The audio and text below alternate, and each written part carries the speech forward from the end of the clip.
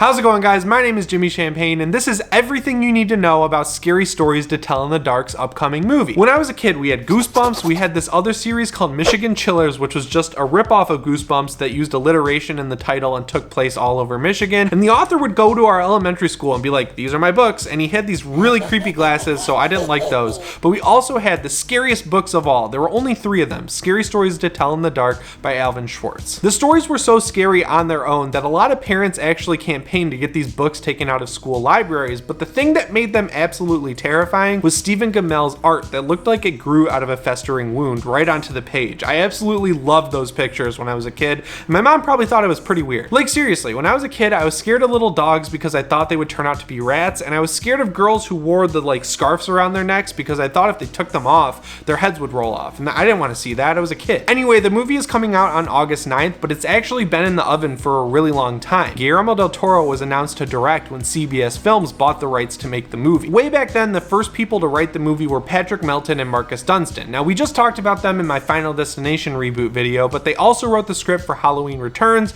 and a whole bunch of Saw sequels, so they are experienced writers. After them, the script was rewritten quite a few times. The first person to do it was John August, who wrote Frankenweenie, and after him, the Hagerman brothers gave it a shot. They're the guys behind the Lego Movie, and finally, when Guillermo Del Toro signed on to produce this one, he decided to rewrite the script just a little bit all by himself. So now we have the final story that they went with for the movie. Speaking of Del Toro, when the movie was announced, he was rumored to be the director, but then in 2017 it was announced that Andre Overdahl was going to direct it. Now, if you don't know his name, he's the guy behind The Autopsy of Jane Doe, which is one of my favorite horror movies of all time, and I have a lot of confidence in this dude's abilities since he made one of the scariest movies ever, and it takes place in a total of 5 rooms. The official plot synopsis for the movie says it follows a group of teenagers who have to solve a mystery at the center of a bunch of murders that happen in their hometown. That makes me think it's gonna have a sort of Stranger Things or Are You Afraid of the Dark vibe, with these kids trying to solve a mystery of why these murders are happening. And the murders, of course, are gonna be taken from stories within the books. That just makes a whole lot of sense to me, and I'm honestly fine with it. We don't have an official rating for the movie yet, but I would put money on it being PG-13. And normally that would kind of bug me, but since it's following a bunch of teenagers, we have Guillermo Del Toro and Andre Overdahl involved, the talent on display here is good enough for me to be okay with that rating. And Guillermo Del Toro is obviously excited about the movie because he shared the poster on his Twitter yesterday. Personally, I think this is a really cool poster. I do wish it was drawn in the art style of Stephen Gamel, but if they sold it like that and the movie didn't totally bring it to life in that way,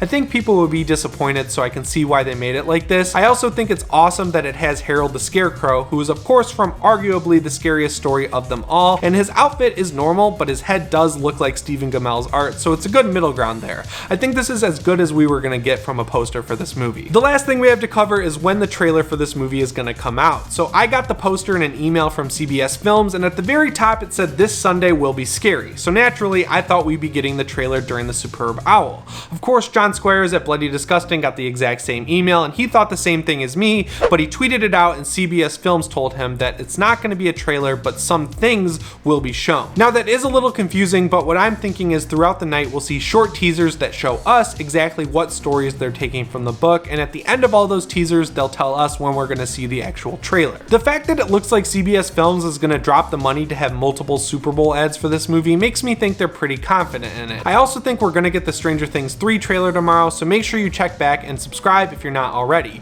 Anyway, guys, that's everything you need to know about Scary Stories to Tell in the Dark. Let me know what you think of the video down in the comments below. My name is Jimmy Champagne, and I'll see you in the next one. Thanks for watching.